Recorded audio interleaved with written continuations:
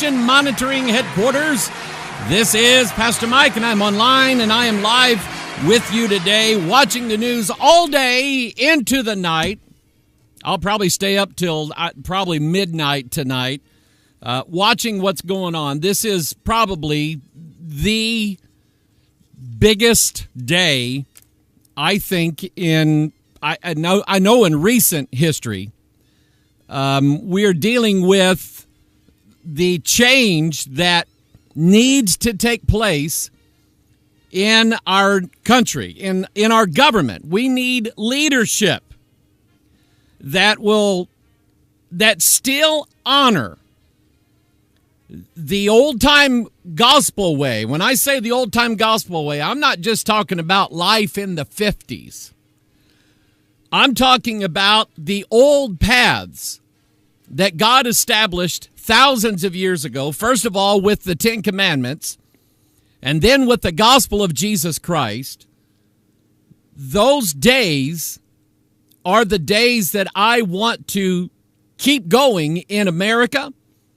I want what happens in our country to resound all over the world as it did in 1776. And hang on a second. I've got one of those stupid, there it is right there. With the way advertising works on the internet now, you pull up 3 or 4 stories, you're looking at, and you forget about them.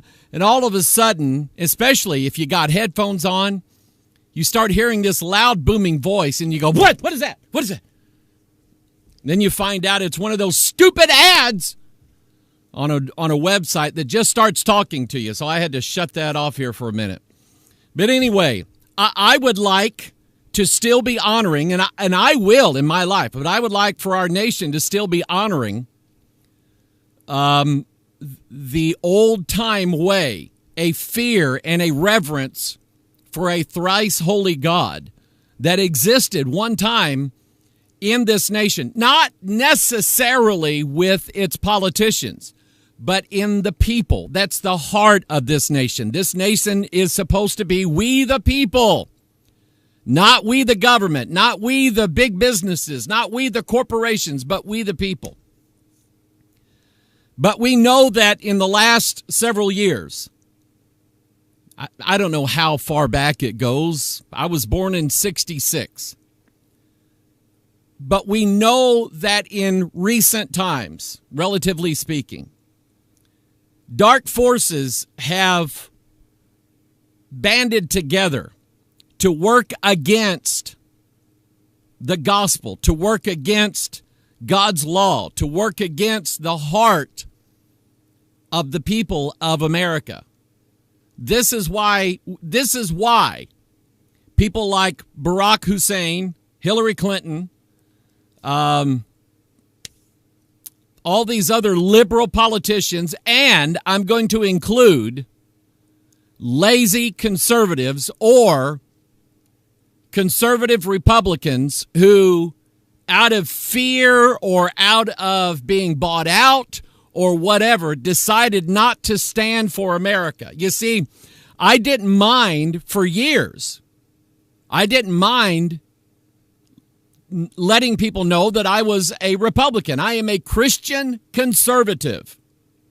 My first election that I voted in, I turned 18 in 1984. And so I went and registered to vote, and I voted for Ronald Reagan. No, I did not vote for Walter Mondale. No way, no how. But that was that landslide election. I don't know if you remember that. Reagan had already served his first 4, and then they, grabbed Walter Mondale. I guess he was asleep somewhere and said, hey, you're running for president this year. Why me? Because we don't care if we lose, because we know we're going to. So they had him and who was it? Geraldine Ferraro, who would have been the first woman vice president. And if you remember, and this, people are asking me, who do you think's going to win? I mean, who do you think's going to win? I mean, I hear the polls, and the polls are saying this, and the polls are saying that. If you remember, those of you who were around, if you remember going back to 1984, the polls had Mondale and Reagan just neck to neck. I mean, it was going to be close. I mean, Mondale's probably going to pull this thing out. And Mondale's got a lead amongst these kind of voters over here. Mondale has got, a 3-point margin, above Reagan and this and that. And if you remember, the polls were going, boy, we just can't tell who's going to win. And it was a landslide. It was a landslide victory. Walter Mondale succeeded in winning one state. As far as electoral votes is concerned, every other state in the Union went to Ronald Reagan. And at that time, I'm going, yeah, Mr. Conservative. So I didn't mind identifying myself as a Republican. But here in the last few years, I don't want anybody to think that I'm a staunch Republican because of the laziness, because of the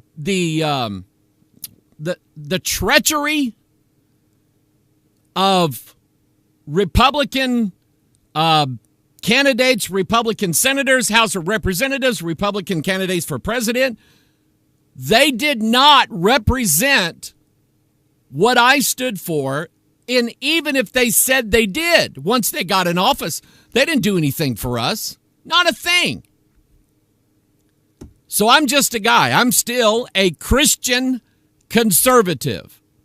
And when I vote on, and I preached this Sunday. I just rebroadcast that sermon a couple hours ago. I streamed it on sermonaudio and I streamed it on Facebook.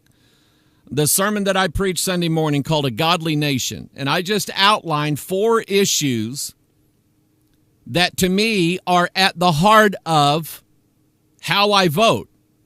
Now, some people have it in their mind, well, we got to vote for. I remember asking a deacon back in the early 90s, a deacon of a church. I said, who are you going to vote for? It was, Bush and Clinton.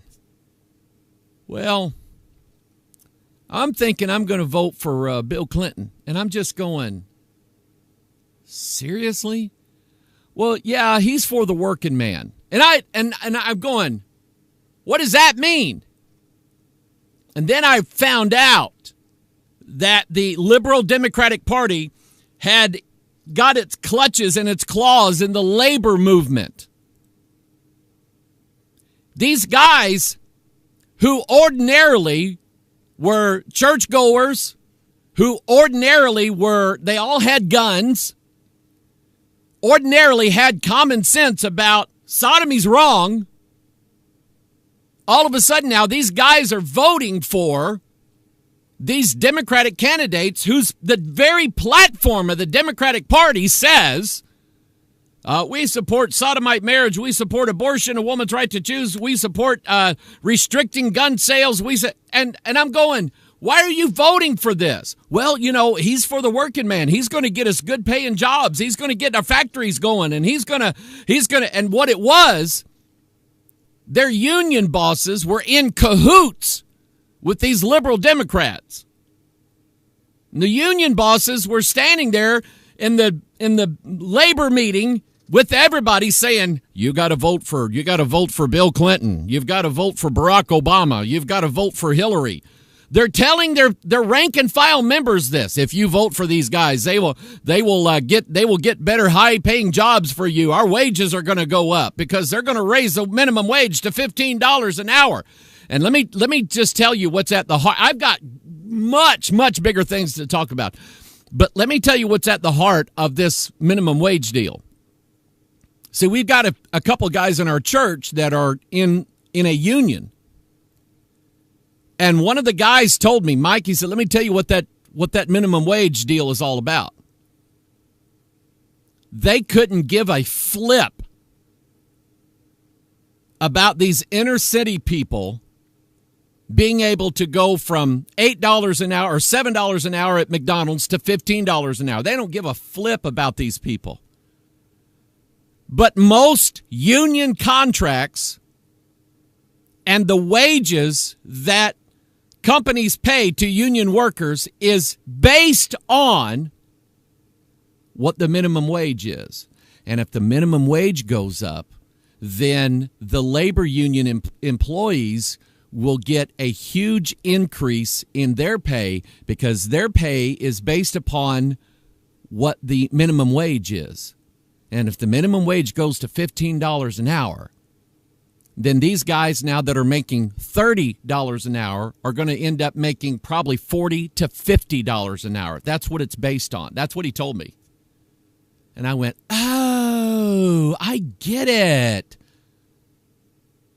It's just all about money, people. It's all about, I'm going to get more money. I want more money. I need more money. Well, it's not fair that guy who owns the business makes 6 figures every year, 7 figures and I get, well, listen, this is America. If you don't like the guy that owns your company because he makes $1 million a year, why don't you go out and be innovative and invent or create something, or come up with a better way of doing something, or come up with a better business model that will reach and impact hundreds of thousands of customers all around the world? Why don't you do that, and then you can have the big money like he's got? You see, in America, that's what it takes.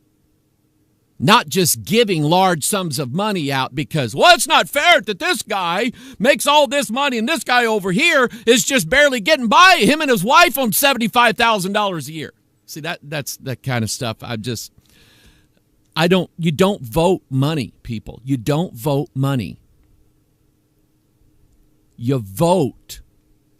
Righteousness exalts a nation, but sin is a reproach to any people.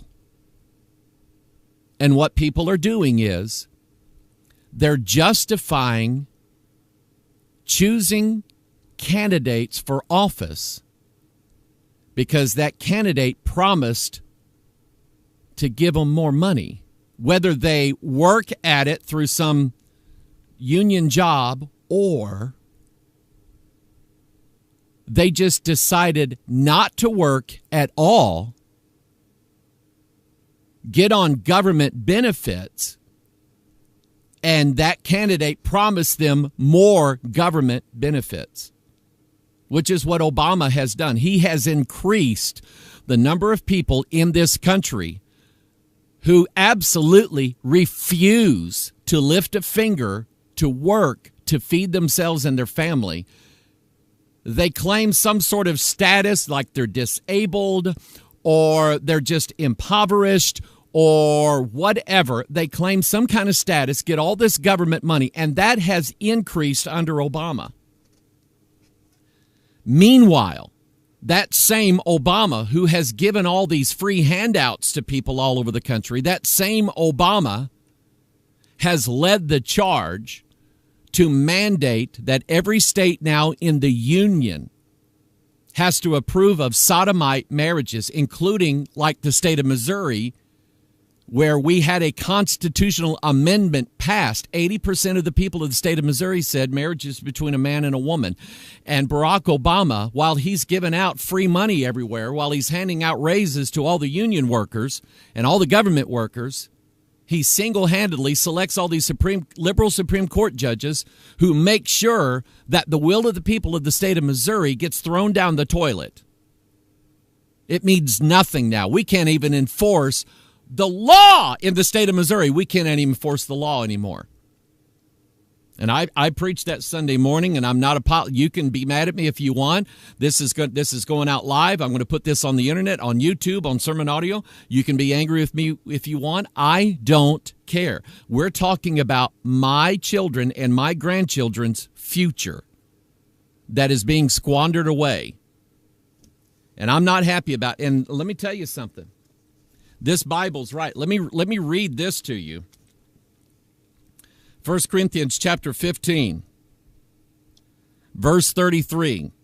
Be not deceived. Evil communications corrupt good manners. Now that verse has it's got a 55-gallon drum full of meanings behind it. You just open up the barrel and just start pulling one application after another. the things that our children watch on television, the things that our children are listening to on their iPods or their iPhones or the internet, the things that our children are receiving in their public school classroom, the indoctrination of transcendentalism, the indoctrination of humanism, the indoctrination of Eastern mystical mantras and practices, teaching children yoga, which is connecting to Brahma, to connecting to the universal, connecting to the Antichrist is what it is, connecting with the fourth kingdom. Our children are being deceived and they're being corrupted by evil communications.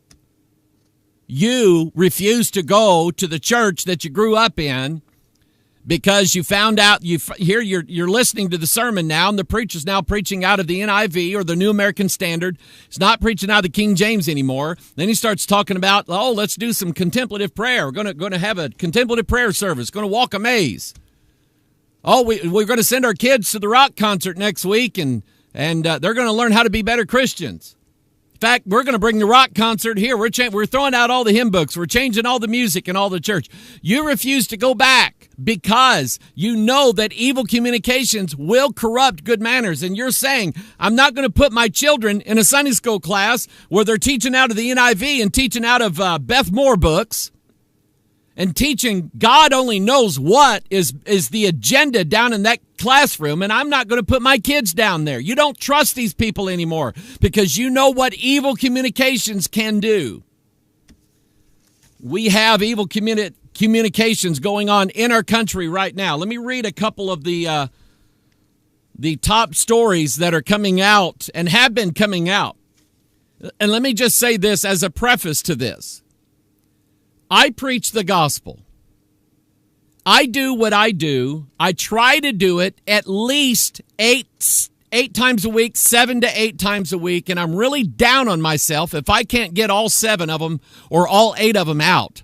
I mean, I'm just really beating myself up over it. I feel like a failure. I only preached 7 times and not 8. And I've got their videos galore on the internet, on YouTube, people using my name. Oh, Mike Hoggard, he's a false prophet. And there's a guy put me onto the other day, and I listened to this guy rant and rave about, I don't know, it was about 10, 12 minutes, something like that, against me. And I'm going, I never said that. I never said that. What are you talking about? I never said. And you know what was funny? What was funny was he was preaching against those that have an internet ministry. Guess where I watched his video? On the internet, okay? And I'm not making it. I'm watching on the internet. And then this guy's accusing me of using the word Nephilim all the time. Hoggard uses the term Nephilim. He said Nephilim. He's talking about the Nephilim. You know where that's found? That's found in the NIV. Hoggard preaches out of the NIV. I preach out of the King James Bible. I only use Bible terms. And then he starts talking about nonstop about demons everywhere, and I'm just going, demons, the word demon's not in the Bible anywhere. But these videos out there against me, I'll just say this, I don't mind them. I'm not writing YouTube a letter saying, can you take this guy? He's making me look bad. I don't care. Because you know what happens? If there's anybody that does not know that I put videos on the internet, and some guy says, hey, you got to watch out for Mike Hoggard and all them videos he's got on the internet, people are going, who? Mike, what was that name again? Mike Hoggard? Hoggard? Huh.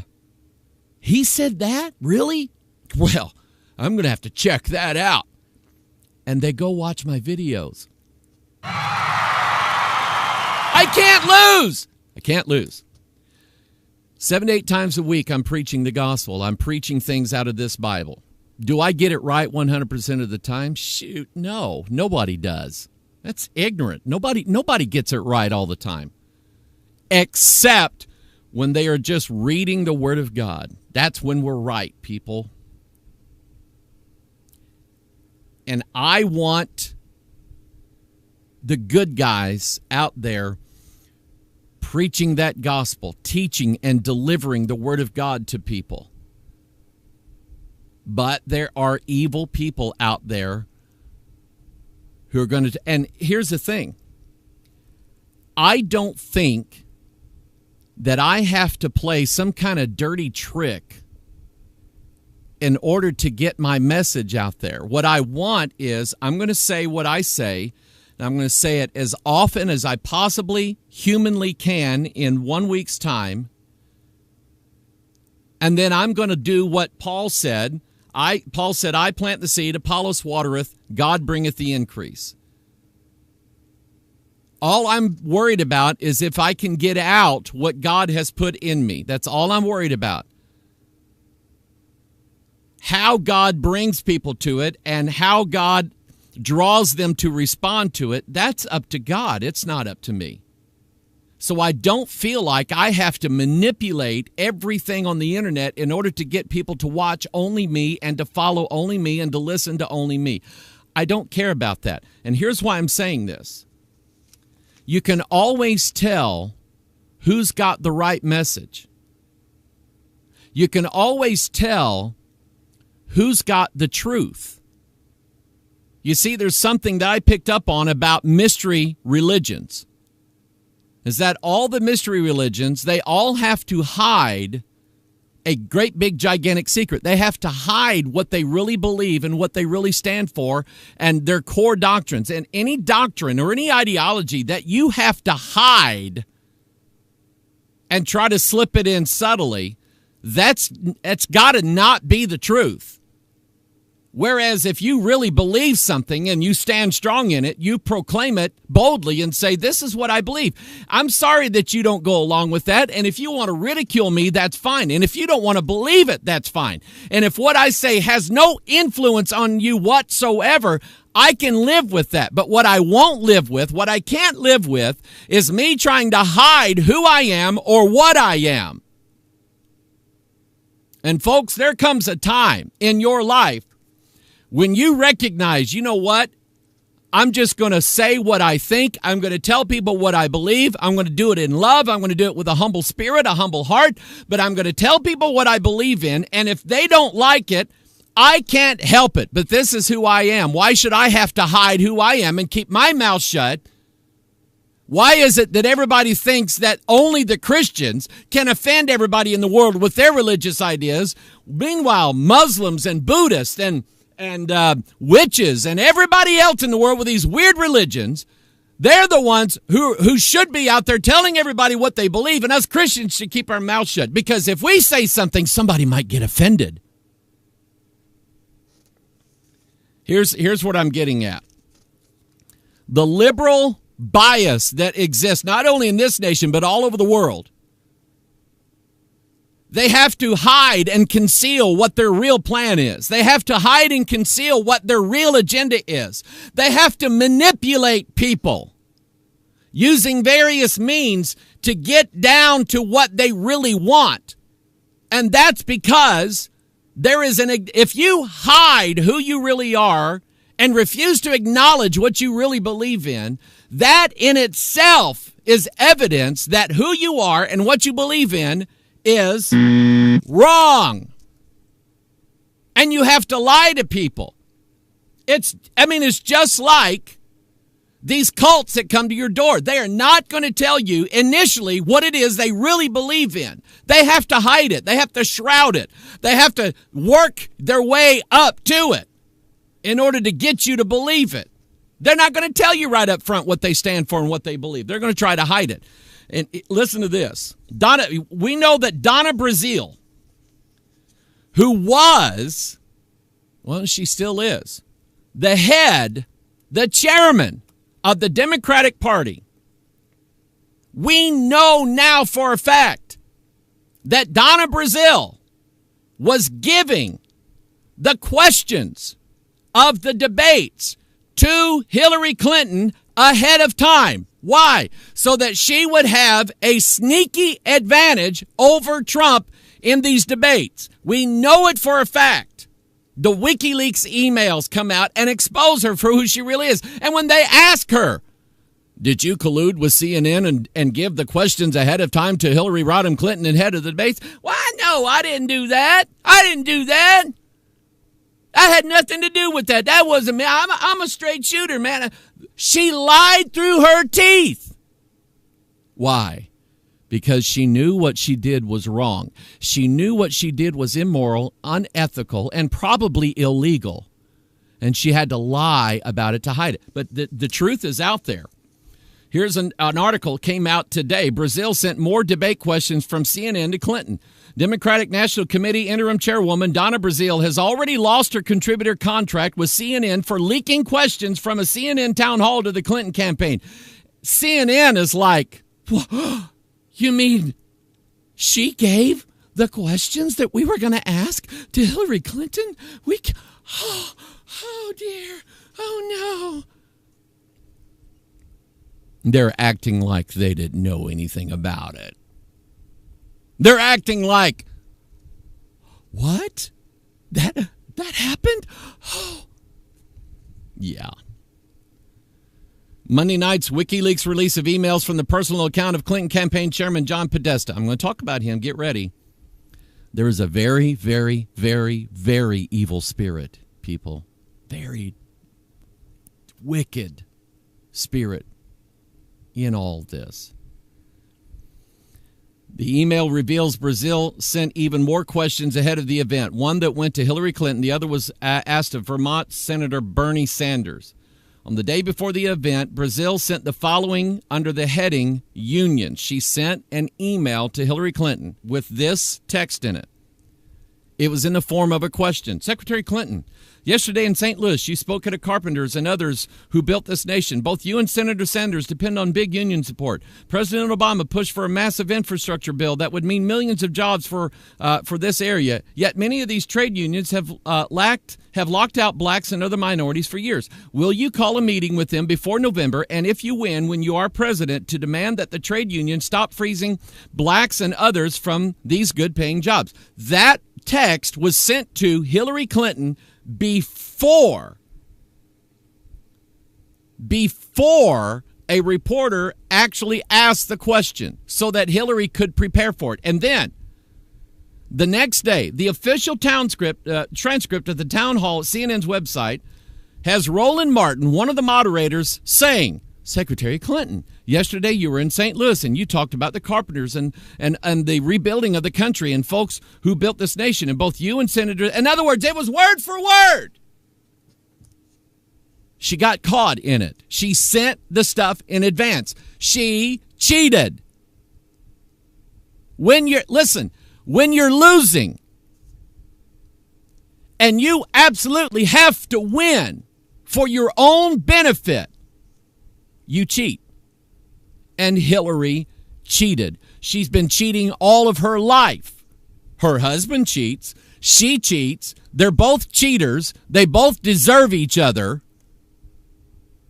And to their agenda and their ideology is so dangerous that they can't just come out and say, okay, listen, I'm just going to say it. I want to socialize the United States of America. We're going to go from a representative republic to a socialistic government. We're going to centralize all power in Washington, D.C. The states under my administration will cease to have individual rights. You will now answer to the collective and to the United States government. Why don't they just come out and say, this is what we believe in? Hillary Rodham Clinton, are you a socialist? Socialist. I hate socialism. Socialism's bad. What we want to do is provide equal wages for everybody in the country, and free health care, and free rent, and free cell phones, and free college education, and free food, and you won't have to work for anything, and you can just get all this stuff. That's what I'm for. That's socialist. These people have to cheat, and they have to lie in order to win. And you see, here's my version of winning.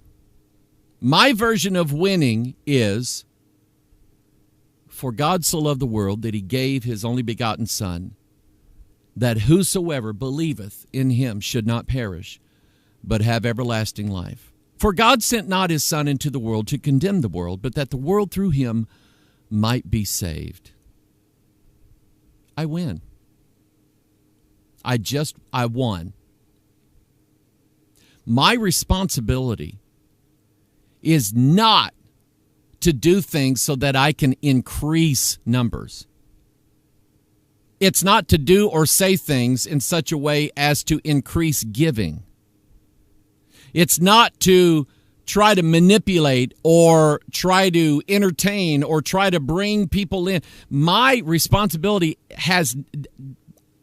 it's not in my hand to try to bring in new customers to Bethel Church. And that's how some churches treat the people that walk through the door. They're customers. Why? Because they're there to get money out of them. They don't care about them. They don't care about their needs. Are you kidding me? You think a mega church running 5,000 people or Joel Osteen's church where there's like 90,000 people walk in the door, you think that he really cares about those people that came in? No, they're customers. Everything about those churches is designed that once they walk in the door, what's in their wallet comes out before they leave. That's not my place. It's not my place to bring in new people to this church. It's not my place to try to add new listeners to PMO or Watchman Broadcast or to try to increase the giving that you guys get. It's not my place. That's God. And as far as the limit of my responsibility with this microphone and this camera, the limit of my responsibility is to say what God said. And once I've said what God said, I'm successful. I've done what God asked me to do. And what God does with it after that, that's his business. That's what he does, and he does it better than we do, guys. I don't feel like I have to hide what I really believe in and what I'm really trying to do and my agenda. I don't feel like I have to hide anything because my only agenda is to give you the Word of God. And once I do that, I'm successful. Here's people again are asking me, who do I think's going to win? I don't know. Because if you I mentioned the polling back in 1984 where the different polls had Mondale and Reagan neck to neck, and then it turned out that Reagan won 49 out of 50 states.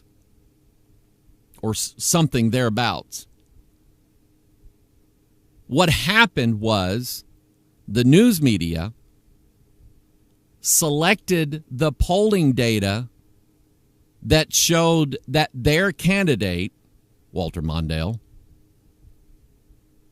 was realistically going to beat Ronald Reagan, implanting that into the minds of people in order to get them to go vote for the winner, who they said was Walter Mondale. Is that same thing going on today? I don't know. I will tell you Thursday. Okay? But is it possible? Is it possible that the networks and the networks alone are propping up Hillary Clinton by selecting polling data that makes it look like she's going to win? Is it possible? There's an article on Drudge that says TV networks face a skeptical public on election night. And that's true. And it may very well be, and I don't know this, it may very well be that once this election's over with, people will realize that they were lied to by NBC, CBS. What did I saw something today? It was one of those political cartoons that said CNN, Clinton News Network, ABC, all about Clinton, NBC, nobody but Clinton, CBS, Clinton Broadcasting System. It may very well be that people wake up tomorrow and realize that the networks had lied to them. Be not deceived. Evil communications corrupt good manners. And these people know the power that they wield in this country to manipulate public opinion against a certain thing and for a certain thing. These people know this. This is their bread and butter. This is where they make their money. Then we have George Soros. Leaked documents reveal expansive Soros funding to manipulate federal elections. Leaked funding documents reveal an effort by George Soros and his foundations to manipulate election laws and process rules ahead of the federal election far more expansively than he has been previously reported. The billionaire and convicted felon moved hundreds of millions of dollars into often secret efforts to change election laws. Why does it have to be secret, George? Why do you feel like you need to do this behind everybody's back?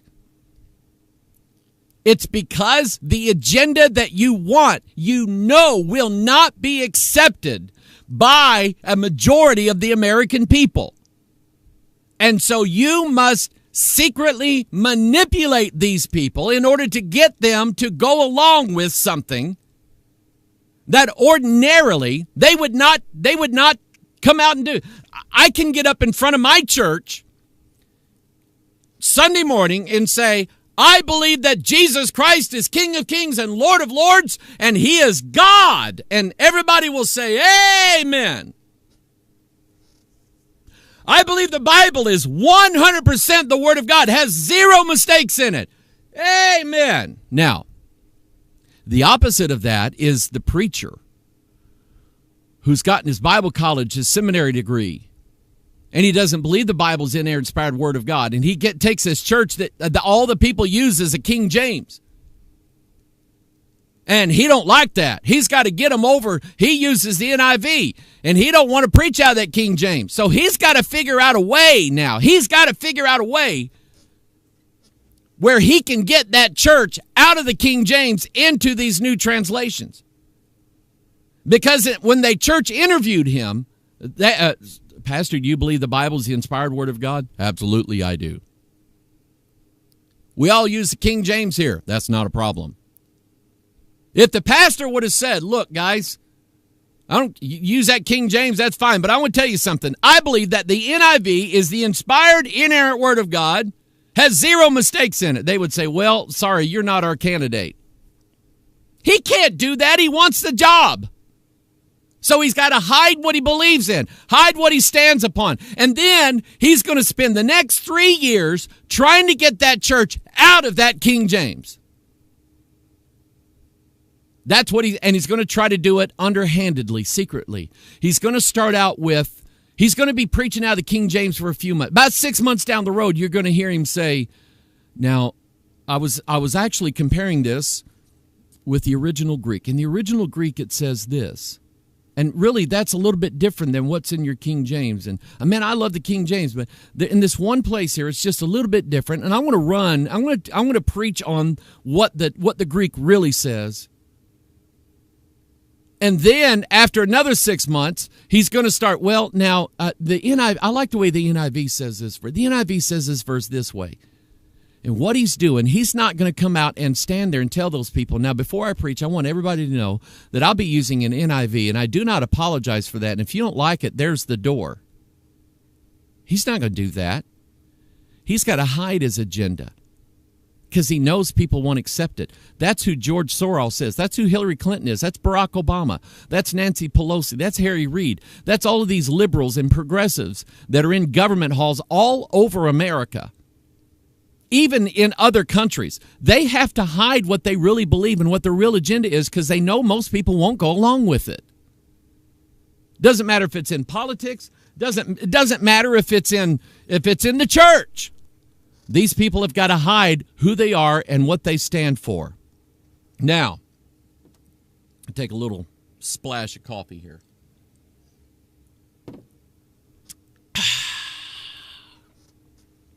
My wife and I go to Costco, usually every Friday. And their own brand, Kirkland, man, they got some good stuff. So I have one of the big Keurigs, in my office, because people come in and out of my office every day. They're making coffee. Girls are making coffee in there. Wednesday afternoon before church service, guys come in before the service, sit down, pull up, make a cup of coffee so they can get whatever kind they want. But I've been getting this Kirkland stuff, Pacific Bold, and boy, it's good stuff, I'm telling you. Anyway, John Podesta. I'm going to tell you a little bit about who he is here in a minute. John Podesta is Hillary Rodham Clinton's campaign manager. More than likely, if she succeeds in stealing the election, then he will have, once again, a very high status in the United States government. He was Hussein Obama's chief of staff, I believe. Him and his brother, Tony, run an outfit called the Podesta Group. These two brothers. And they both have been in business together for many, many years as a lobbying group. A group that peddles influence. A group of people who try to sway in whatever way possible how votes go in the Senate, how they go in the White House, how they go in the House of Representatives. They sway public opinion. I mean, this is what these people do. They are power brokers, and they are some of the most powerful people that exist in this country right now. John and Tony Podesta. WikiLeaks was able to get every email that Hillary and Podesta and Huma Abedin sent to one another. And they've been throwing out, just flooding the internet with these emails, showing the world who these people really are. When the FBI couldn't find the emails, WikiLeaks had them. And it's been proven that at least 5 enemy nations, enemies to the United States of America, also have copies of all of Hillary Clinton's emails. They were able to hack into the servers as well. But there's 2 emails that really I don't think they got enough attention. I also know that the emails in question that I'm going to show you, I also know that in some cases they were saying some of the things that I'm going to say, but they weren't saying it right, and I'll explain that. Here on the screen is the first or one of the emails. There was an email. Follow my little bouncing cursor here. Marina Abramovich, June 28th, 2015, to Tony Podesta. You remember the days when you go to the movies and they would have a sing-along, follow the bouncing ball, follow the little cursor here. Marina Abramovich. I'm going to explain who she is in a minute. Sent an email to Tony Podesta, John Podesta's brother. Subject, dinner. Dear Tony, I'm so looking forward to the spirit cooking dinner at my place. Do you think you would be able to let me know if your brother is joining? All my love, Marina. Marina Abramovich sent an email, Tony Podesta, hey, I'm having a spirit cooking. I'm inviting you. I'm inviting your brother. Do you think he'll be able to come?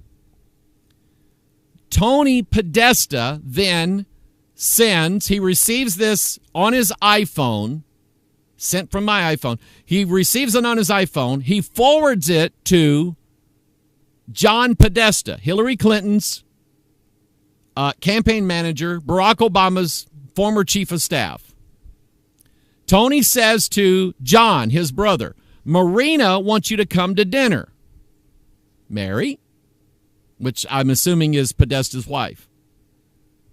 He did not say, hey, John, there's this lady. She's a performance artist. I've seen her before, and she's invited. I know you don't know her, but she's invited us to like this special dinner called a spirit cooking. Are you interested in any weird thing like that? That's not what he said. He said, Marina wants you to come to dinner. What that means is that John Podesta is very well acquainted with who Marina Abramovich is. There's a familiarity in this email by Tony saying, Marina wants you to come to dinner. Mary, which I'm assuming is Podesta's wife. Is Mary going to come? Can Mary come? Now, the news that was squirting out all through the internet was Hillary Clinton is a Satanist, and we have the proof right here. Hillary Clinton participates in spirit cooking rituals, and that story went out all over the internet. Here's the thing. Hillary wasn't invited that we know of. We don't have an email. WikiLeaks, in all of its email pour-outs, did not have one that was sent to Hillary Rodham, or Hillary Rodham did not write back to Marina saying, hey, you invited John. Can I come, please? Can I come? There's no evidence that Hillary had any part of this. Now, I'm not trying to come out on the side of Podesta or Hillary. Trust me, I'm not. Because of what the Bible says. Hillary didn't have to be there. Okay? She doesn't have to be there to be satanically influenced. Get it? Ephesians chapter 2, the prince of the power of the air, the spirit that now worketh in the children of disobedience. If you wanted to qualify anybody on this earth as a child of disobedience, Hillary Rodham Clinton would, she'd be the poster child for, I hate God and everything God is. All right? But Hillary wasn't there, and apparently, according to this email, John Podesta didn't go either, but Tony did.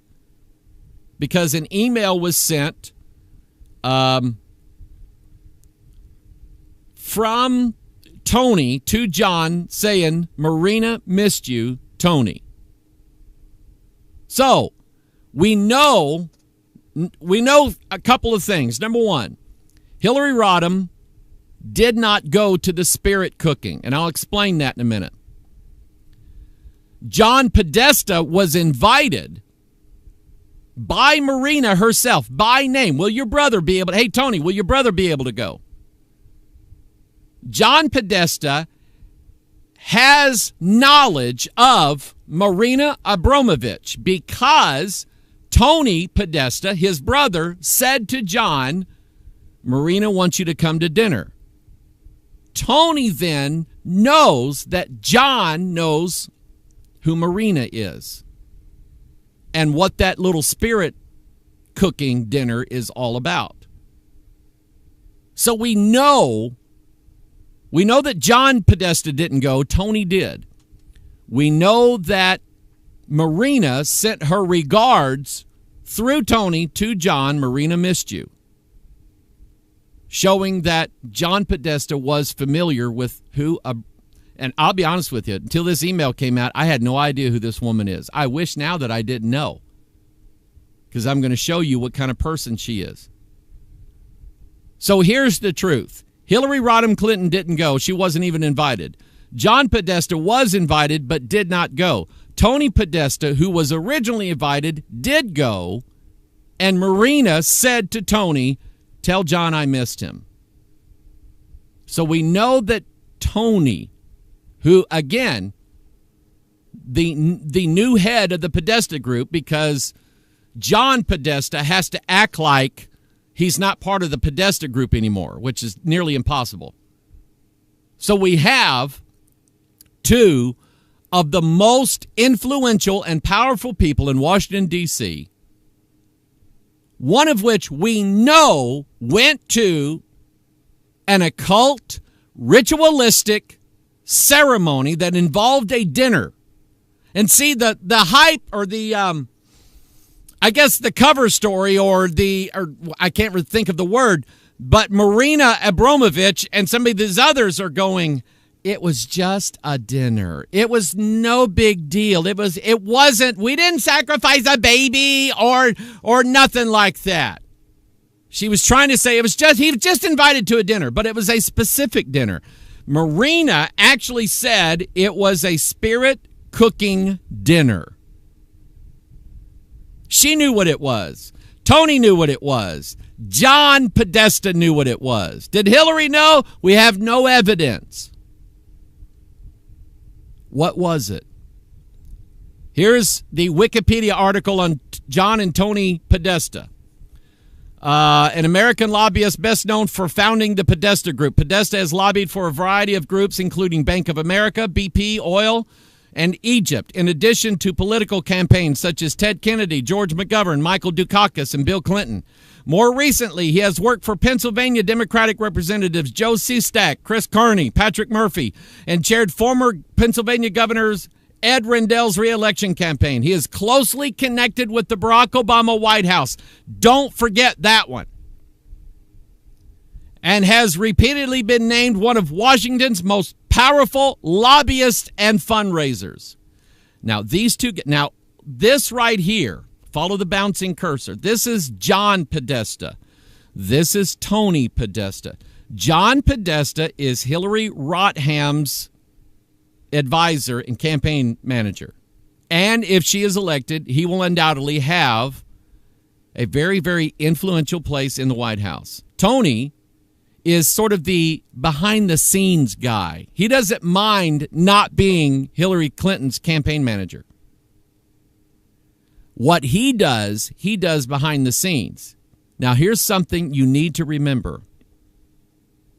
Both of these guys are birds of a feather.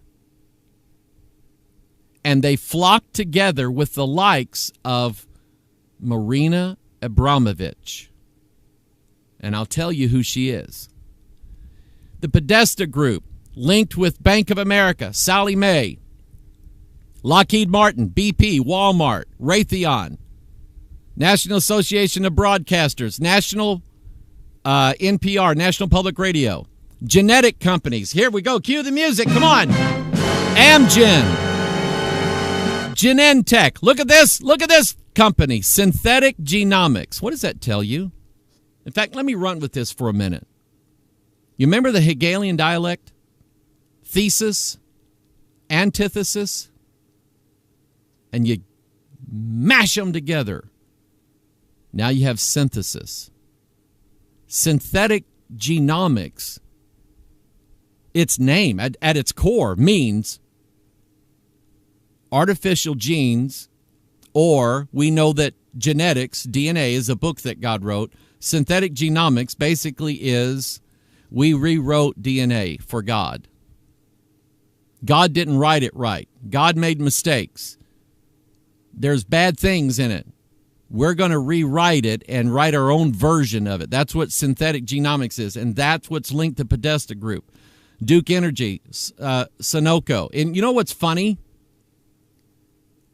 What's funny is you'll have the Democratic Party blasting the Republicans, saying the Republicans are all about big business and big corporations running America, and it's the big corporations that we're trying to work against. Not because, remember, we're for the working man and we're for the poor. You see, they stand there on one leg and say, we're for all you working men, we're for all the poor people, and how you need a chance. And we're against big business. And yet, here they are, linked in with big oil, big pharma, big banking, big chemical groups, big Pentagon groups,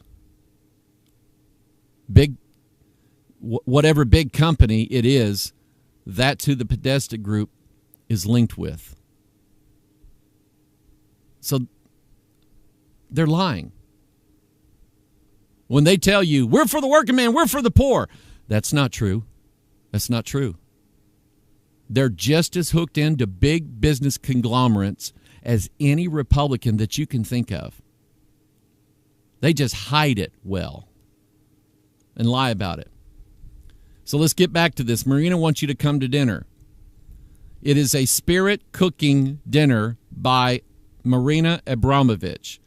Now, what, if anything, does this have to do with the election? What does it have to do with who gets to be president? Why does it matter where Tony Podesta goes and gets his jollies, or what does it matter where he eats? It has to do with a spirit. A spirit that if you're lost, you open yourselves up to the manipulation and the feeding of different kinds of spirits. Spirits that want things a certain way. Spirits that will tell you and put ideas into your mind. I want to say this. I don't know of anybody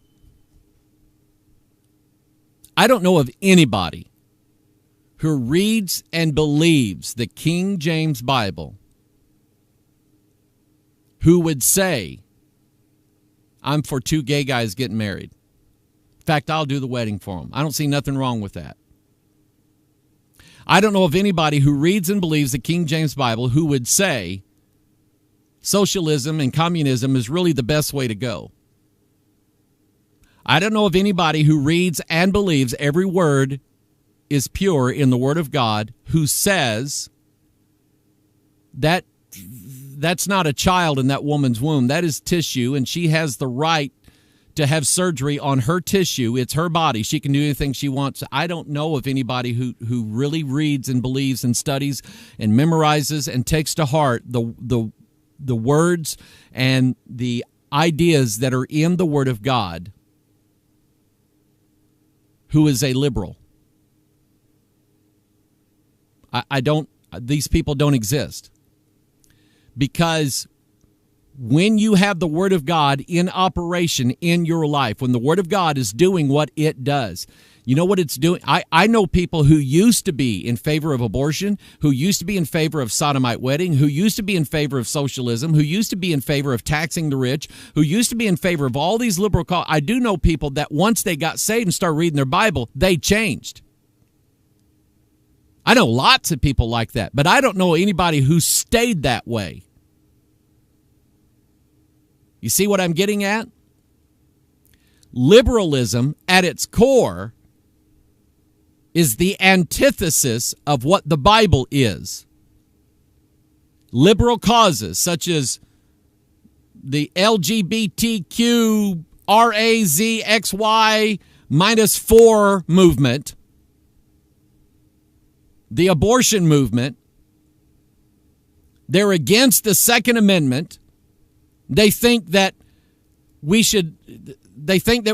would actually live in peace and harmony if we just removed all of the weapons out of the United States. Maybe they do, maybe they don't believe that. Maybe they don't really believe that. Maybe they really get it, that the only way to push the liberal, socialist, communist agenda on America, and the only way to destroy the intents of the Founding Fathers, is to get rid of all the legal gun rights in America. Maybe they get it. Maybe they don't really think that if we get all the guns off the streets, then America will be safe. Maybe that's not what they really think. What they really think is, we know that guns are what's holding us back, and we cannot proceed forward with our progressive agenda, which is nothing but power to the elite, to the oligarchy. We know that we can't proceed unless we destroy Second Amendment gun rights. Maybe they get it. I think a lot of them do. But these ideas don't come from the Bible. The idea that you can go into a woman's womb and rip that baby to shreds out of her belly, cut it up in pieces, and sell the parts. Those ideas don't come from the Bible. Where do they come from? Spirits. And the more a person gets into occultism and occult ideas and occult practices, the worse they become. And this is John and Tony Podesta. This is just a sample of Marina Abramovich's work. There's a video on YouTube. And now I'm going to stop right here. From this point forward, I'm going to notify every parent that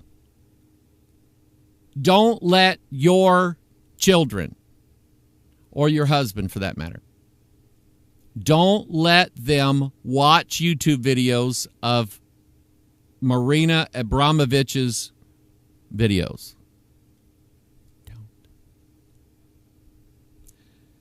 I tried to be fairly careful about what I'm going to put on the screen. There are parts to this video that I won't show.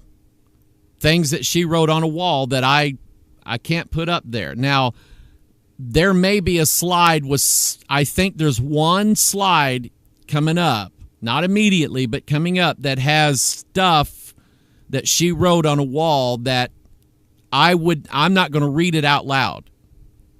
So I'm letting everybody know now that we're kind of moving into an area that is very, very evil and very dark. And I felt like that at least some of this stuff, I had to show you what this woman is and what she represents. I mean, the snake coming out of her nose, I mean, that should tell you right there, okay, we're dealing with...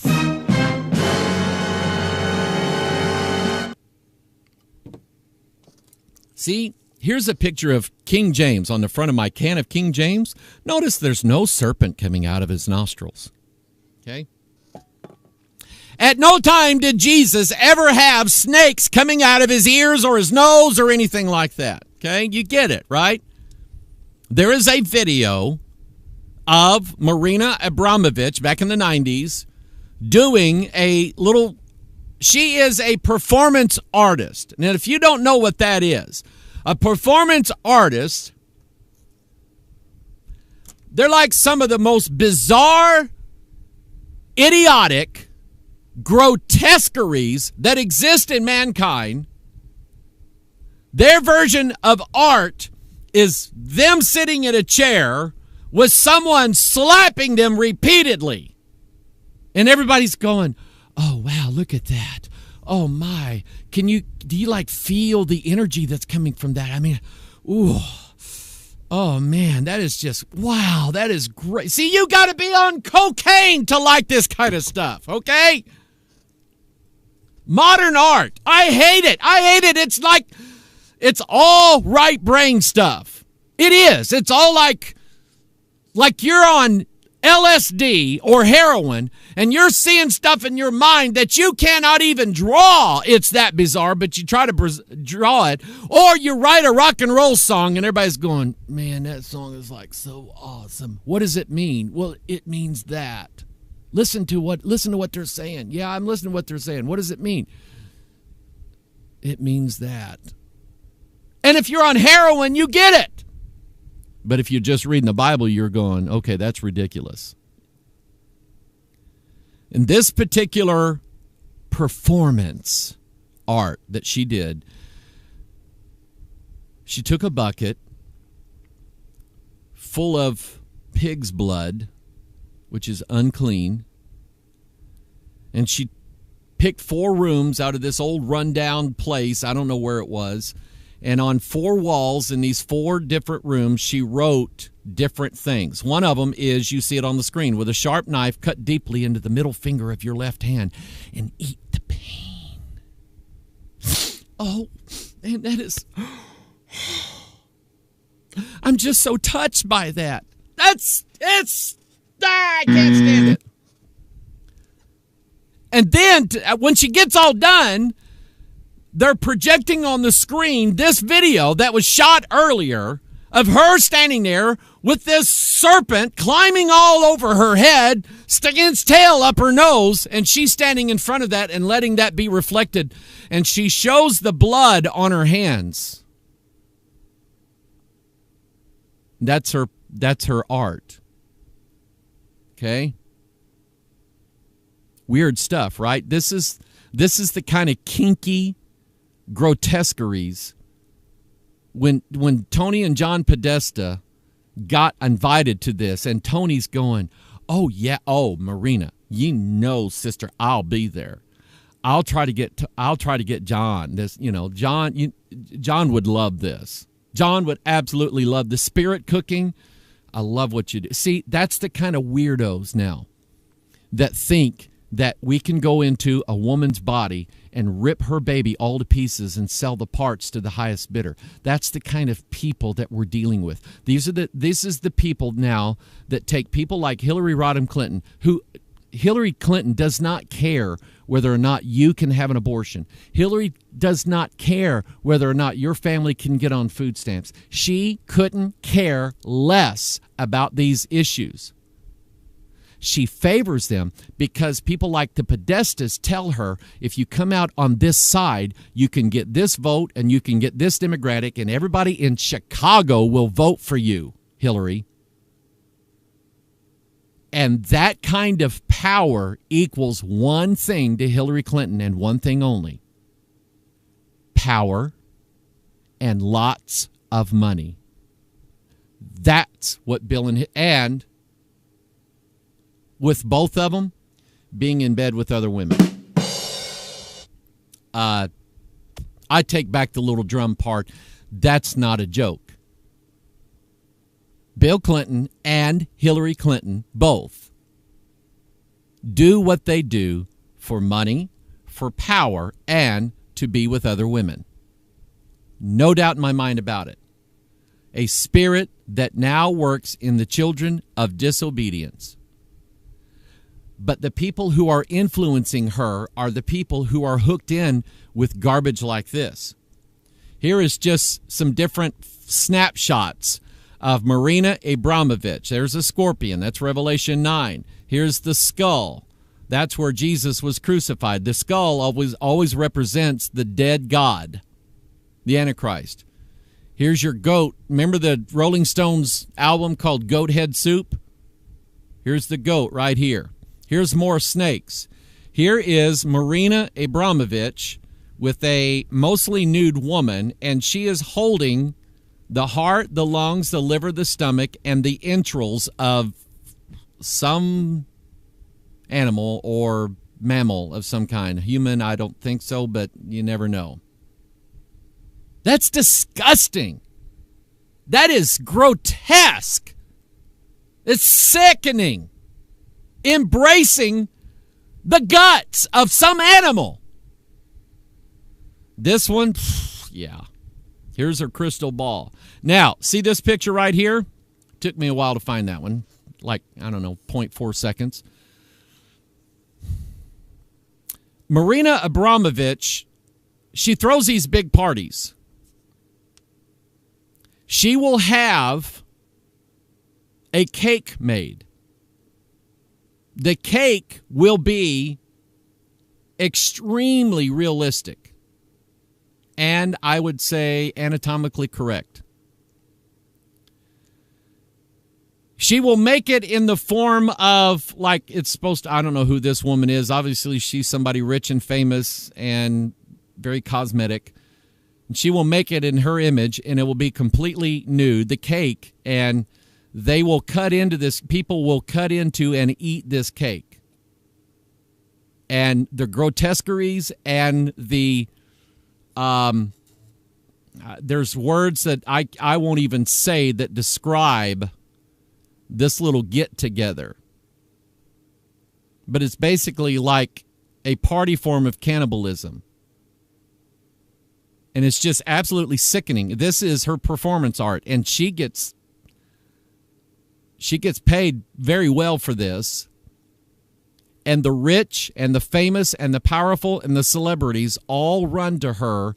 And whenever she throws one of these parties, they're all there. I don't think you and I really want to know the depths of degradation that the rich and powerful are involved in this country. But I think with what's coming out now, I think you're getting the gist of it. This is their girl. She represents the spirit of the sorcery powers that are behind them all. Here was an article that came out for CNN. Marina Abramovich, the sorceress who creates art out of thin air. Notice they call her a sorceress. This caption says she will spend 64 days walking the gallery's bare halls, relying only on the energy exchange with her audience. She said, I never feel fear while performing, but I'm in terror before. The moment I step in front of the audience, it's like another warrior Marina takes place. We've heard that before, haven't we? Where rock and roll artists will take the stage, and the moment they pick up their guitar, their drumsticks, something takes over.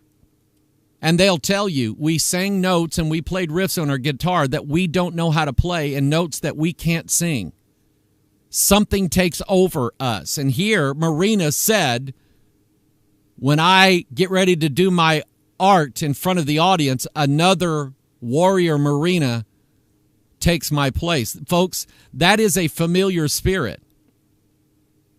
Do you remember, who is it? Beyonce? Is it Beyonce, or I can't remember. Anyway, a familiar spirit comes out of her called Sasha Fierce. And it basically is the devil that possesses her, that whereas she's off stage, she's like June Cleaver. She's walking around in her pearl necklace and her dress and her apron, vacuuming the floor and cleaning the toilet. That's the regular person. When she gets on the stage, she's an animal. Ah! She's a beast. That's a familiar spirit. And I want you to understand this. You go to this church. If you come to Bethel, you're going to hear the Holy Spirit of God coming out of the Word of God. And that's what's going to influence you. If you go to the Spirit Supper dinner at Marina's place, you're going to get a different spirit there. And it's going to influence you. And you then are going to influence everybody else. See, evil communications. You can say that Hillary Clinton, really, ask yourself the question, what skills does she have? What is it that qualifies Hillary Clinton to be president of the United States? What is it that she does? Nothing. But the people who counsel her, the people who tell her what she needs to do in order to get elected, their advice comes literally from hell itself. That's where it comes from. Are there evil powers that want to see people like Hillary Clinton, Barack Obama, others walk into the White House? You better believe it. And I said it Sunday, and I'll say it today. Donald Trump is not my favorite person in the world. There's his locker room talk, he calls it. I don't like that kind of stuff. I get mad when I hear guys at a restaurant talking that way. If it's McDonald's or someplace and my kid's there or my grandkids are there, I will tell them, shut up. Hey, don't talk like that. You got little kids around. I've done that before. I don't go for that stuff. I like the fact that he's wanting to build a wall if what he's telling us is true. Well, I'll tell you what I like more than anything. I like Mike Pence. I like Mike. And Mike Pence, from what I can see, is a Bible believer. Born-again Christian. I want him in the White House, either as vice president or if Donald says, man, I can't do this. I can't do this job. It's killing me. Mike Pence says, Don, I'll do it. Just resign, step down, I'll take over. That's what I want. We have an opportunity to put a man with a Bible in his hand who actually believes it in the White House. I say let's go for it. That's a whole lot better than the Podesta group and the familiar spirit that's in Marina Abramovich getting into the White House by way of the influence that she has. Check her out. This woman's got devil and Satan written all over her, for crying out loud. I got to play some music here. Drink some coffee. Oh, by the way, let me show you her Twitter handle. There's another one.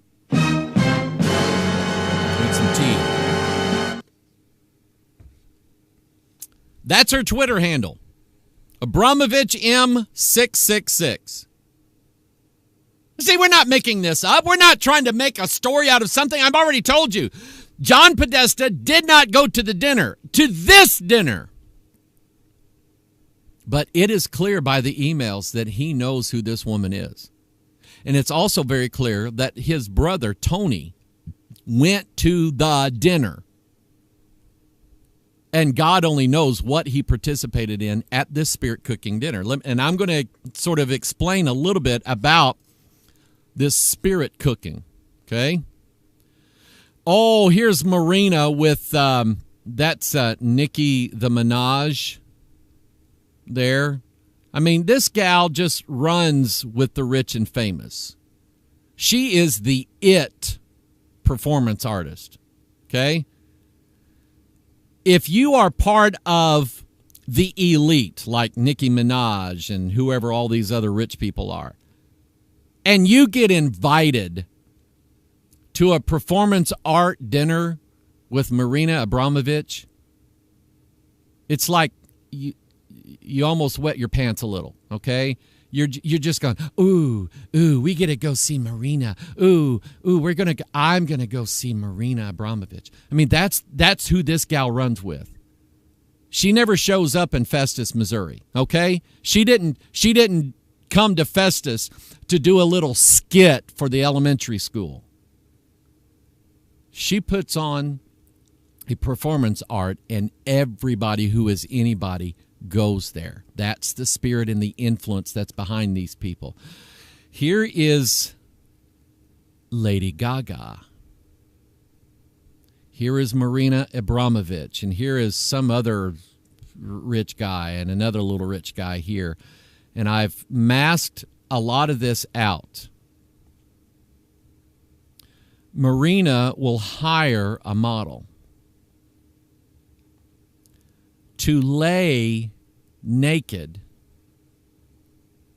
in a tub of some liquid that is supposed to look like blood. Now, is it really blood? I'm not sure. It may just be some sort of Hollywood fluid that they use to make it look like blood. But what you do is that if you're at one of these parties where Marina Abramovich is putting on this little spirit cooking deal, you get a spoon and you dip it into this liquid where you have this female nude model laying in the pool there, and you spoon some of that out and eat it. People, I've been to a lot of preaching conferences in my life, and not one time at any of them have we ever drank or ate something that was supposed to be blood where a nude woman was bathing in it. Christians don't do evil, wicked, grotesque things like that. The elite evil of this world, this is their calling card, man. This is their kind of party right here. Most of these people are drunk. Most of these people are high. And most of these people, in fact, all of these people have a very, very evil spirit in them, around them. These are some of the most evil people in the world. This is the this is the influence now. Do you remember when Lady Gaga came to the Grammy Awards probably about 5 or 6 years ago? I did a Watchman on this. She came, she was brought into the Grammy Awards building in an egg. In this great big egg-shaped capsule carried by these big, burly, husky, shirtless guys. And the story was that she had been in there for several days and she was meditating and she came out of the egg and she talked about how it was a new birth of herself and so on. And I get that. I mean, I know what that is. It is an occult ceremony. The idea of the egg represents the world. The yolk inside represents the core of the earth. And there's this sacred egg symbolism in the occult, and what's inside the egg is what's going to be birthed out. And it's a picture of the Antichrist, who's at the heart of the earth, and he's going to come out one of these days. He's going to be birthed like coming out of an egg, only he's coming out of the earth. He's rising up out of the sea. And that's what Lady Gaga did. Lady Gaga did her own little performance art. In fact, most of what she does on the stage is performance art. So it's no wonder that her and Marina are together licking blood out of a big tub where there's a naked woman in there. Does it? See, I looked at that and I didn't go, oh, I didn't know Lady Gaga was like that. Are you kidding me? I'm going, well, duh, Lady Gaga. Tony Podesta. It's probably not the first one he ever went to. In fact, here's Tony Podesta. This is Tony Podesta's office, and he has this painting on his wall, and it's like, here's two guys with a fork and a knife and a plate, and they're digging into this other guy that's laying on a table, and this is... See, if you come and visit us here at Area 52, and you can come in my office, and I'll show you my office, I don't have a painting like this in my office. I don't have that. I got a painting of a guy praying, and I got a painting of a cowboy praying that some people down in Texas sent me, and I've got a bunch of pictures of my dad and where he used to work, and I got a picture of a deer. I don't have a picture of two guys digging forks into another. I don't have that picture in my office. That would, if someone sent that to me, Pastor, we love this, you ought to hang this up in your office, I would go, I don't think so. I just don't. No. If I got a letter from Lonnie Burks next year, I've been going to his camp meeting now for years, and if Lonnie Burks said, this year we're featuring something new. Lady Gaga is going to lay down in a table full of blood, and and I'd be going, no way! See, that would never happen. Decent people don't do stupid stuff like this. Decent people don't. Evil grotesqueries do. This is the spirit. Oh, looky here. Here's Marina and Jay-Z. Jay's his first name. Z is his last name. I don't know. Jay-Z also he's not a member of a fundamentalist King James only Baptist church. He's not. Jay-Z himself, very, very evil, very wicked, very, very wicked man. And him and Marina, there's a little video. I wasn't able to catch much of it, but there's a little video of them doing some kind of performance art together with all of these people laughing and, oh, look at Marina and Jay-Z. You see, you got to understand, there's a spirit here, people.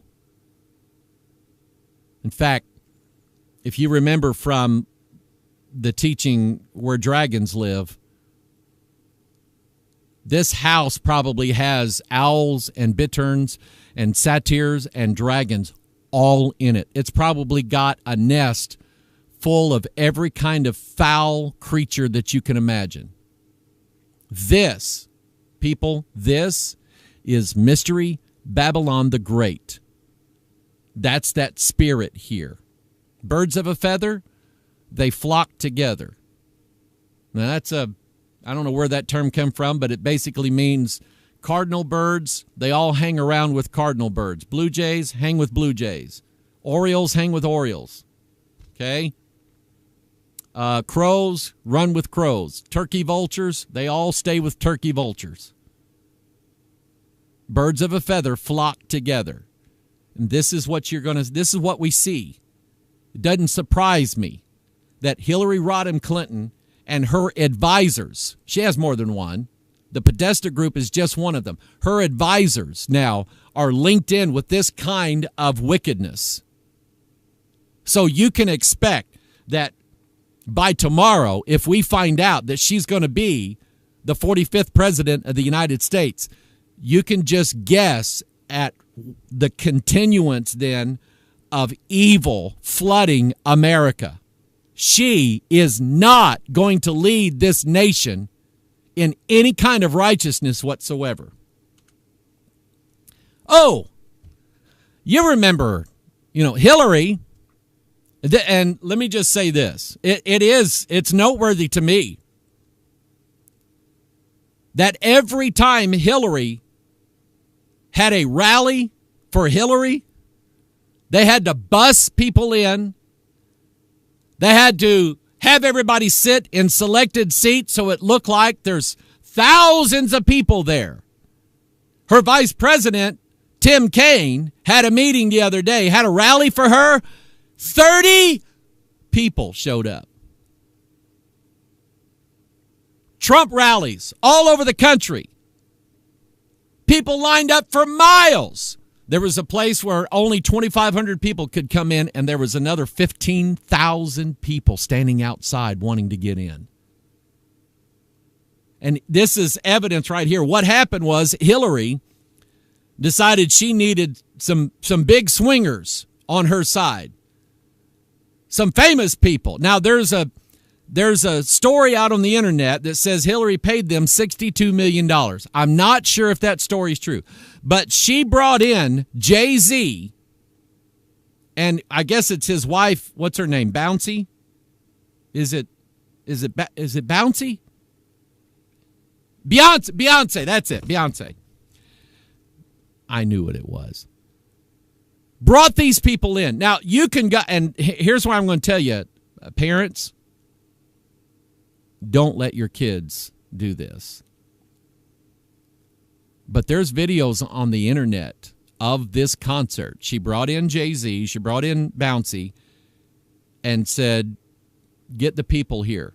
There was a reporter from InfoWars that got there early with a camera crew, and she noted that as everybody came in, they were putting them in the front seats, and that there was a lot of seats that were empty. And she said, here it is, a Jay-Z concert, and it's absolutely free, and they have to make everybody that comes in sit towards the front so they can make it look like there's a bunch of people there. The words that came out of this man's mouth, I was going to write them down and then put them up on the screen, and I decided that there was too many of the words that I would have to just not write, and I'd be going, what's the use then? I mean, it was bad. It was pure evil. And at one point, this showed up on Fox News. I saw that. My wife and I were just watching Fox News the other night, Sunday night, I think.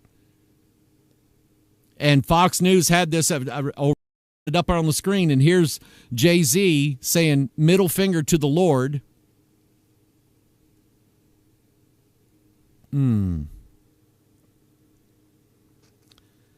Folks, that is pure evil. Now, there was a comment on my Facebook page when I posted this. A guy said, no, the words are a middle finger to the law. You know what? Take your pick. Jay-Z doesn't win in my book either way. A man would openly come out critical, if not blasphemous, against the Lord Jesus, and he does. Doesn't think twice about disrespecting the law. And let me tell you something. As he was singing his songs here, most of the crowd who, I just was looking, most of the crowd, they were blacks, black women. most of that crowd was singing right along with him. And he repeatedly referred to all the women in his life as hoes, which means whores. And you would think that the way these liberals talk about we're women, we're not somebody's property, we're women, and they were all singing the hoe songs with him. They didn't mind being this man's hoes. And I'll tell you,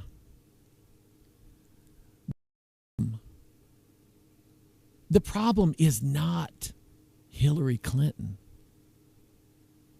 The problem is the America that would vote for Hillary Clinton. That's the problem.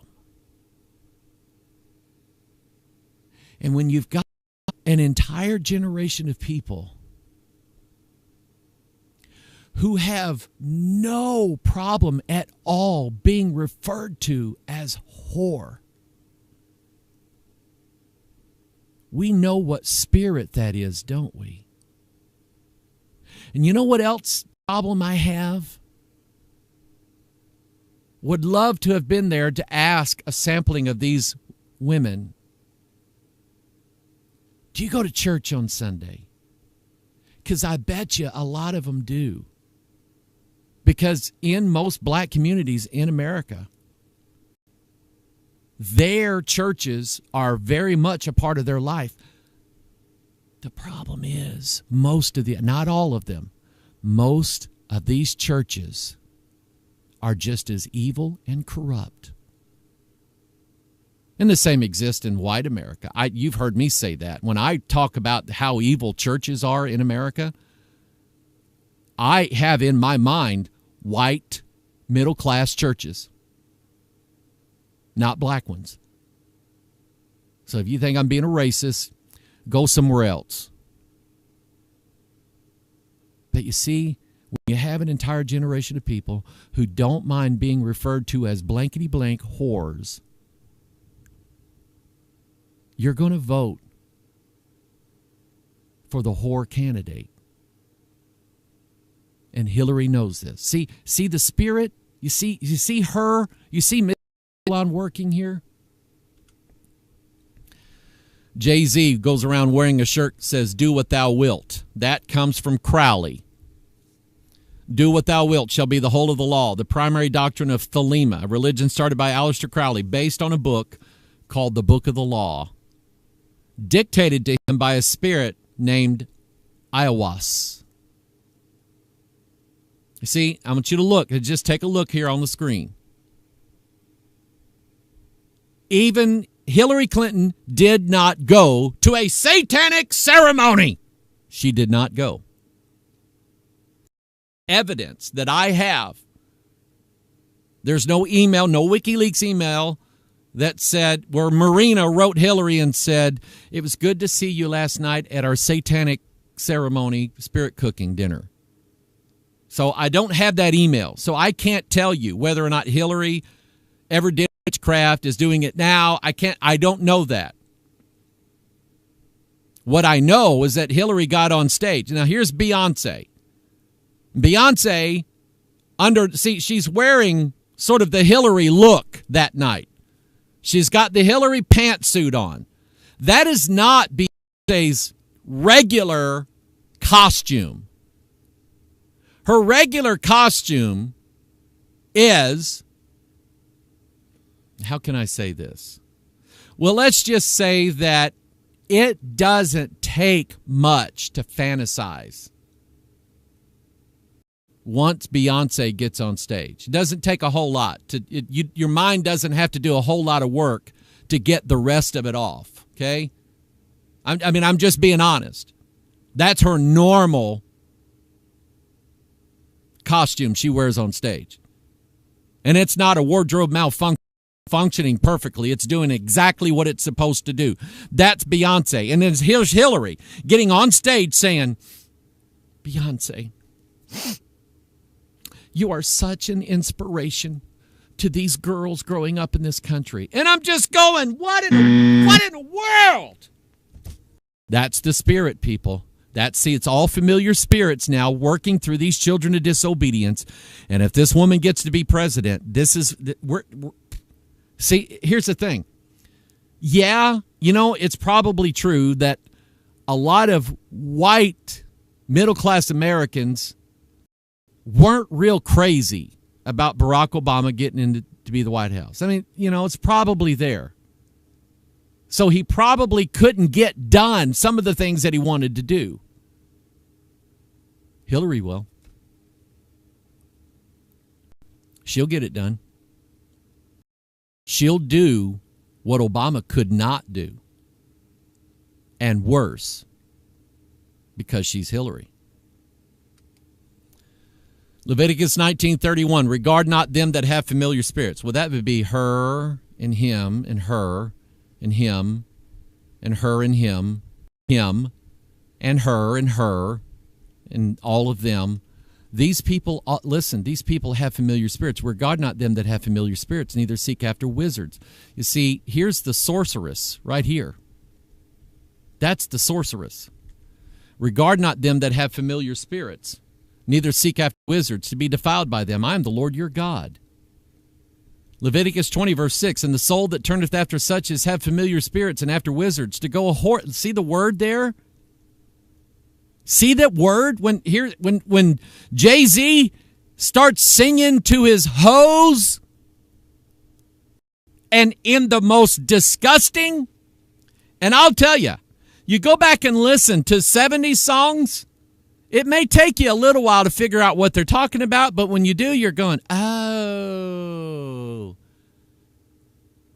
afternoon delight. Okay, I get it. They didn't just come right out and say, blah, blah, blah. Jay-Z? Oh, he said blah, blah, blah, all right. He said it. I mean, he said it in no uncertain terms. You knew exactly what he was talking about. They went a-whoring after.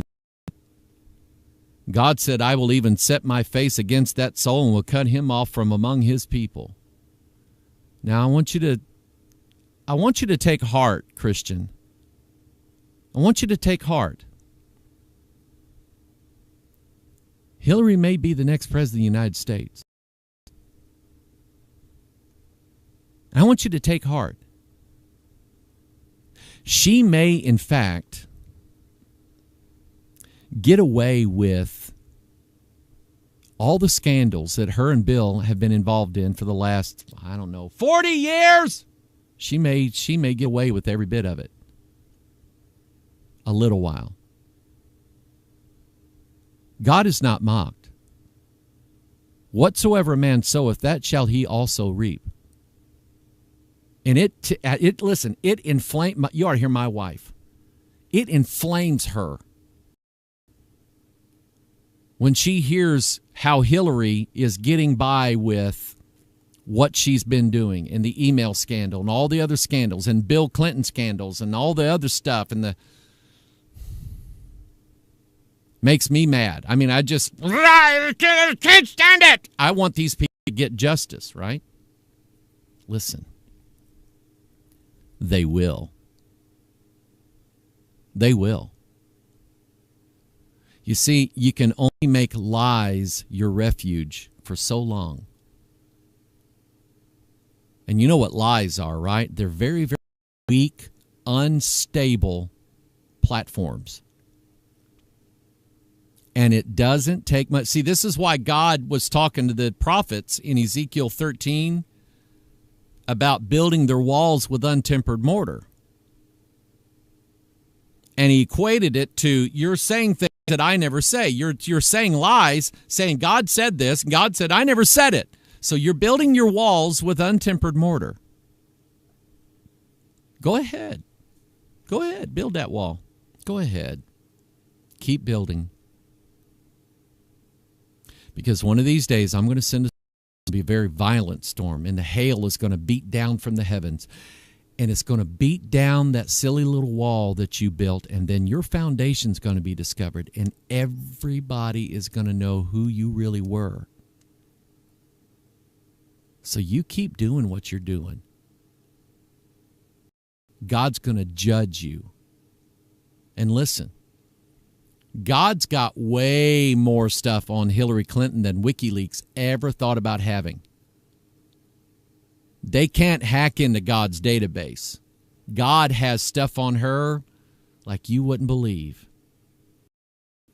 Leviticus 20, verse 27, a man also or woman. There you are right there. That hath a familiar spirit, or that is a wizard. See, I think Hillary's got one. I think she's got a familiar spirit. Shall surely be put to death. They shall stone stones, their blood shall be upon them. See, what I'm saying is, now I'm not I know probably things are being monitored. Okay, then let me just say this. I in no way am endorsing anyone. I'm not endorsing anyone to throw a rock at Lim or Air Force One. I'm not endorsing that somebody take God's law into their own hands and do that to Hillary. What I'm saying is that a stone is coming. A stone cut out without hands.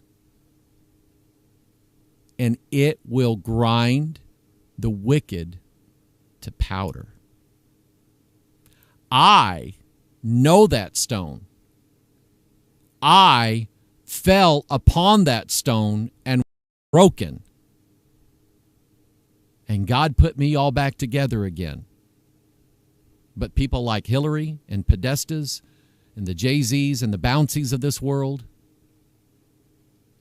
that stone's going to fall hard on them.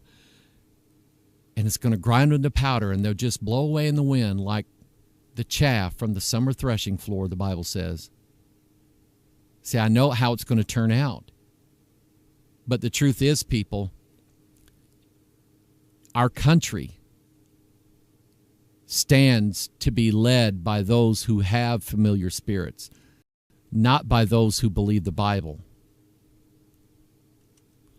Deuteronomy 18:9, there's a whole list of things God said don't do. And it doesn't say it specifically, but I'm pretty sure going to a spirit cooking dinner would probably fall into this category. I gotta show you what a spirit dinner is.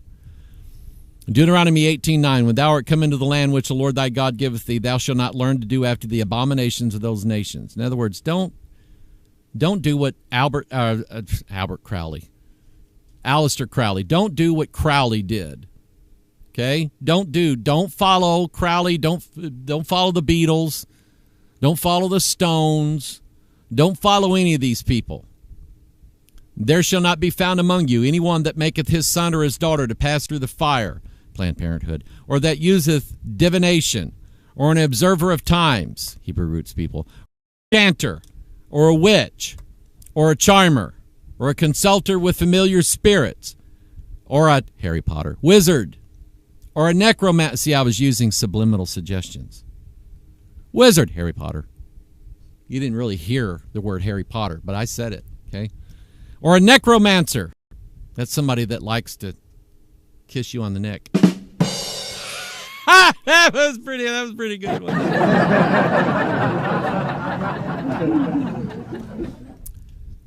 Believe it or not, that's what my mother-in-law actually thought a necromancer was. What, do they kiss you on the neck? For all that do these things are an abomination unto the Lord, and because of these abominations the Lord thy God doth drive them out from before thee. Thou shalt be perfect with the Lord thy God, for these nations which thou shalt possess hearken unto observers of times and unto diviners, but as for thee, the Lord thy God hath not suffered thee so to do. One of these days, my prayer, just ask yourself the question, do we really think that Donald Trump and Mike Pence, and I'm all for them being in the presidency. I'm all for it. But do we really think that these guys are going to be able to eliminate liberalism out of the United States of America? Do we really think that after 4 years, all the liberals in the country are going to go, you know what? We used to be liberal, but now that Mike Pence and Donald Trump got in the White House, I see where they're coming from now. I think we ought to just go ahead and elect conservative Christians. That's not going to happen. You know what will happen? Either the Lord's going to come, people, and I don't know when, and whatever happens, the Lord is in charge of this. You need to understand this. But either the Lord's going to come, or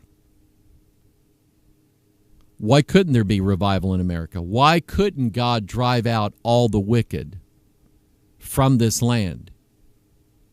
He did it in Israel. Why couldn't he do it here and now? You see, I run with these guys that talk about, back in the old days, we used to have a revival for 2 weeks. I don't know why we don't have that anymore. It has people watching television. We can't get revival. They talk a lot about the old days. The truth of it is, I wasn't there. If all I had as a Christian was to look back to the great things God did in the past, I don't have anything. But I look to the future. I look to what God is doing now and what he will do. And I'm telling you, God will do some awesome, cool things.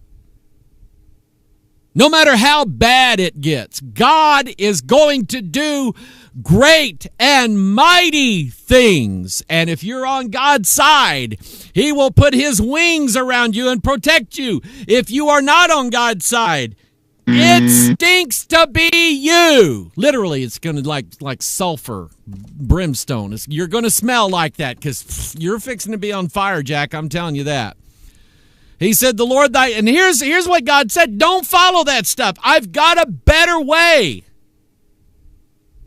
Listen to me. This is what's gone wrong in our churches.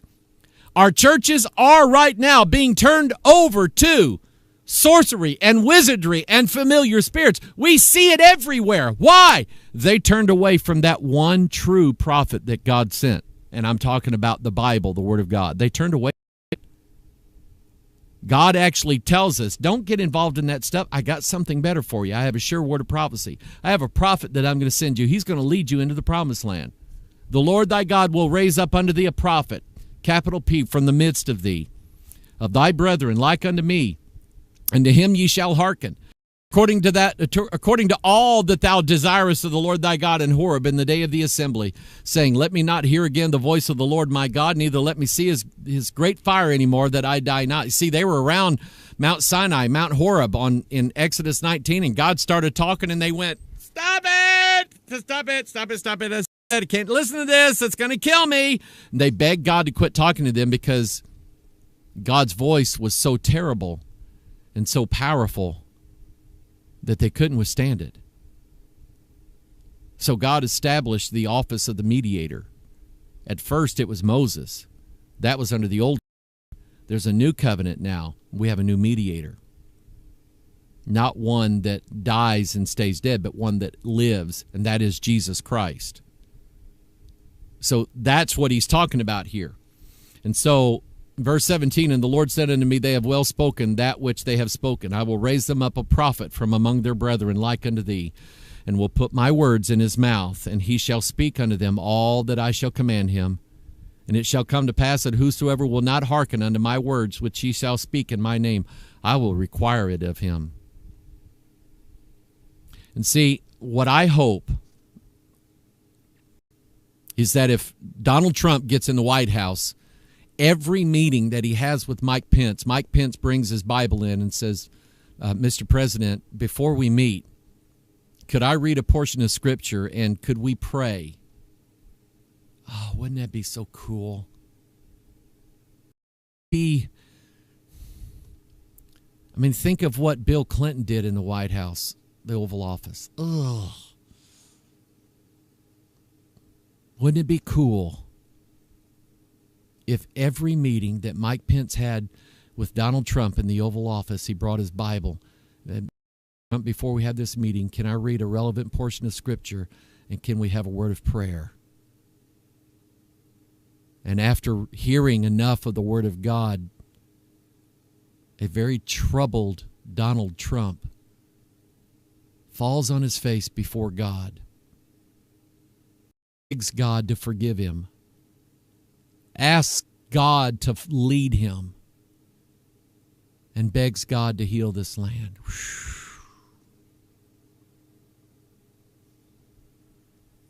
See, I got to have hope. I got to have hope. There's enough conspiracy theories out there. Let's have one ray of hope, can we? One ray of hope. That maybe we could have not just a conservative president, not just a Republican president, a Christian one.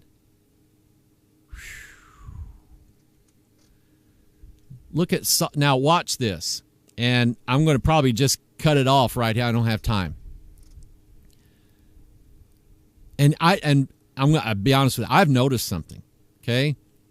I'm getting older. And the older I get, it's getting a little bit harder for me to keep up with myself, okay? I've noticed that. I don't like it. So you pray for me, all right? I don't want to not do what I'm doing. So you pray for me, all right? But I want you to look right here, these verses. I want you to look at them. You know what this is?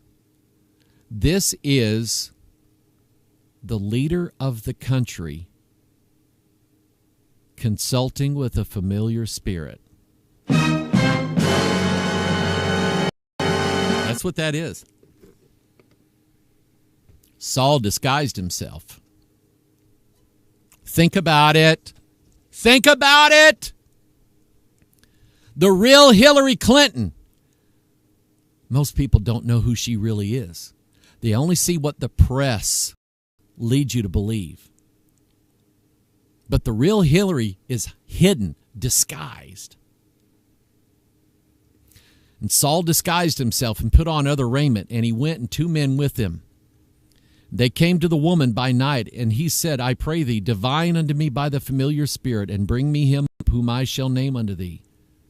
The woman said unto him, Behold, thou knowest what Saul hath done, how he hath cut off those that have familiar spirits, and the wizards out of the land. Wherefore then layest thou a snare for my life to cause me to die? And Saul sware to her by the Lord, saying, As the Lord liveth, there shall no punishment happen to thee for this thing. Now I want you to get a hold of this. There's so many, when you read this Bible, ask God, God, show me what this means. Let me tell you what I see here. What I see here is, number one, the leader, the head of the country, consulting with a familiar spirit. Number two, I see also the head of the country who doesn't have a problem breaking the law, breaking their own law. Shoot. We've got a house full of congressmen and congresswomen that do that. We've got judges that do that. We have presidents who do that. They don't have a problem. They don't have a problem breaking their own laws. Obamacare. Everybody has to have it except Obama. Congress doesn't have to have it. Cabinet members don't have to have it. Us puny people do. You see, they don't mind breaking the laws. They don't mind breaking their own laws. They do what is convenient for them. They do whatever they feel like doing. All of that is right there in your Bible, people, and it's wrapped around this idea of familiar spirits. Now I'm going to head out with that. You go study this deal about Saul and his familiar spirits. Because, there is wisdom laid up here. Find out how the story ends with Saul and how Saul's life ended and why. And let me tell you, people, if she gets to be president, God allowed it, and I promise you, it won't turn out well with her or with Obama or with Bernie Sanders or with any other liberal progressive in this country, or any unsaved conservative. It won't turn out. You deny the Lord, you deny Bible Christianity, you deny the Word of God, it won't turn out well for you. Okay? Pray for me tomorrow. Pure Bible Study. We'll try to do a watch them tomorrow. Last week, ran out of time. Wednesday night Bible study, Thursday PMO, right back here with me, and then going to your hunt. If that's okay with the president, all right? We'll see you.